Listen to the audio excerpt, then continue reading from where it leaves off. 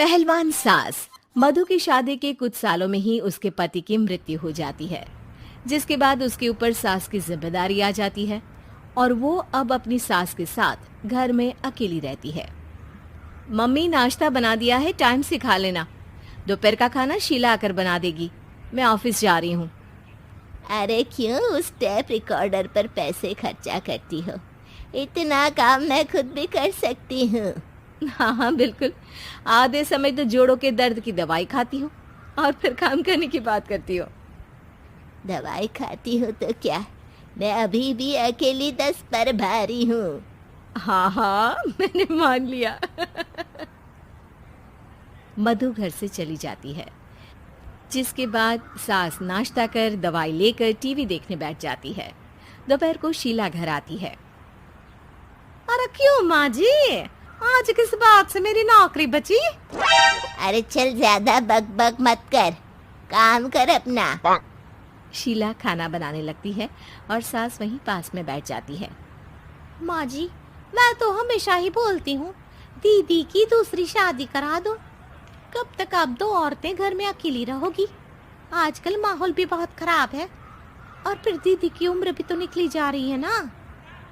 तेरा नाम tape recorder सही रखा है मैंने।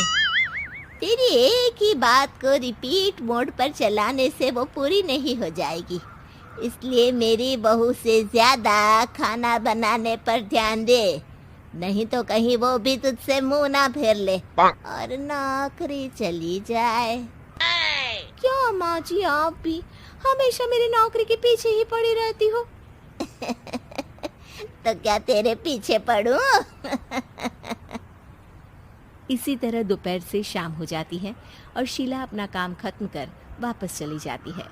अब अकेली सास एक बार फिर टीवी देखने बैठ जाती है, जिसकी थोड़ी ही देर में मधु घर आ जाती है और सास बिना कोई देर किए शीला की बातें उसे बताने लगती है।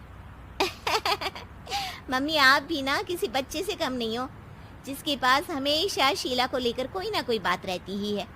अब बस भी करो ना, इतनी बुरी नहीं है बेचारी। अरे मैंने कब कहा बुरी है, बस उसकी बातें करके मुझे बड़ा मजा आता है। सास की बात पर हंसते हुए दोनों डिनर करने बैठती ही हैं कि लाइट चली जाती है। अंधेरे में मधु मोबाइल की फ्लैश लाइट जलाकर मोमबत्ती ढूंढने लगती है। तभी उसे हॉल में कुछ गिरने की आवाज आती है। मम्मी, आप अंधेरे में इधर उधर क्यों घूम रही हो? अरे तेरे पीछे ही तो खड़ी हूँ। हाँ, अगर आप यहाँ हो तो वो हॉल में सामान कैसा गिरा? भूत आया। अरे मुझे क्या पता, जाकर देखना पड़ेगा ना। दोनों हॉल में जाते हैं, लेकिन वहां कोई नहीं होता। अब उन्हें कमरे में से सामान गिरने की आवाज आती है। लगता है ये भूत चोरी करने आया है, इसे वापस कब्र में पहुंचाना ही पड़ेगा। बस हाँ, आप ज्यादा ना 30 मार खा मत बनो, मैं पुलिस को फोन करती हूँ। अरे जब तक तेरी पुलिस आएगी तब तक क्या वो हमारे साथ बैठकर अंताक्षरी खेलेगा? हट डरपोक, संभालने दे मुझे। अब सास पास रखा फ्लावर पॉट उठाकर कमरे की तरफ बढ़ने लगती है, जहां उसे 2 आदमी दिखाई देते हैं। पीछे पीछे मधु भी वहां आ जाती है। मम्मी, अभी भी मौका है, बाहर भाग जाते हैं। मधु की आवाज सुन चोर चौकन्ने हो जाते हैं। ओए तुम दोनों, जहां हो वहीं खड़ी रहना, नहीं तो दोनों को गोली मार दूंगा। अरे तुम दोनों अभी के अभी बाहर जाओ, नहीं तो मैं तुम्हें जिंदा नहीं छोड़ूंगी। ये बुढ़िया हमें धमकी दे रही है। अबे तुम दो अकेली अबला औरतें क्या कर लोगी? अरे जा भेजा, दोनों को बांध दे।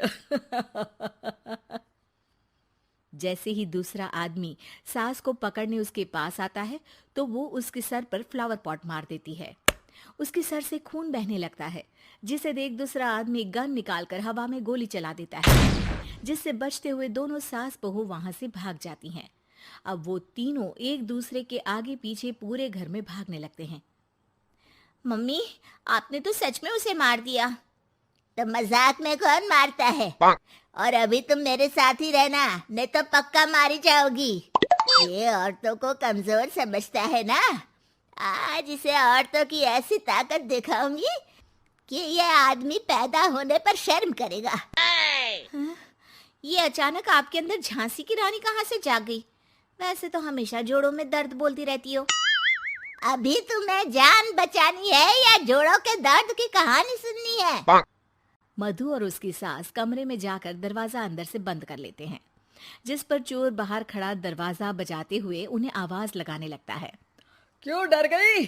अरे वैसे तो बहुत धमकी दे रही थी। गेट खोल अब बुढ़िया। अबे पागल, धमकी देने और होशियार होने में फर्क होता है, पर ये दिमाग वाले काम तुझे तो समझ में नहीं आएंगे। रुक, अभी तेरा दिमाग ही बाहर निकालता हूँ। ये कहते हुए चोर गोली चलाने ही वाला होता है कि सास अचानक दरवाजा खोलकर उसके मुंह पर परफ्यूम डाल देती है, जिससे चोर गन फेंककर दर्द से चिल्लाने लगता है। मम्मी, अरे बहुत दर्द हो रहा है, कोई बचाओ, इसे हटाओ प्लीज। मैं किसी को कुछ नहीं करूंगा। क्यों रे, क्या थोड़ा सा दर्द होते ही मम्मी मम्मी करने लगा? अभी तो औरतों को कमजोर बोल रहा था। भूलियो मत, एक औरत ने ही तुझे इस दुनिया में जन्म दिया है, और वो भी तुझे ये दर्द हो रहा है ना, उससे लाख गुना ज्यादा दर्द सहकर। इसलिए औरतों को दोबारा कमजोर भूल कर भी मत बोलियो। वाह मम्मी, आपका ये रूप तो मुझे पता ही नहीं था। आपने तो कमाल ही कर दिया। कहा था ना, अकेली ही 10 पर भारी पड़ सकती हूँ। ये तो फिर भी 2 ही थे। इतनी देर में पुलिस भी वहां पहुंच जाती है। आ गए आप, कर लो इन्हें अरेस्ट और जेल में बैठकर अंताक्षरी खेलना।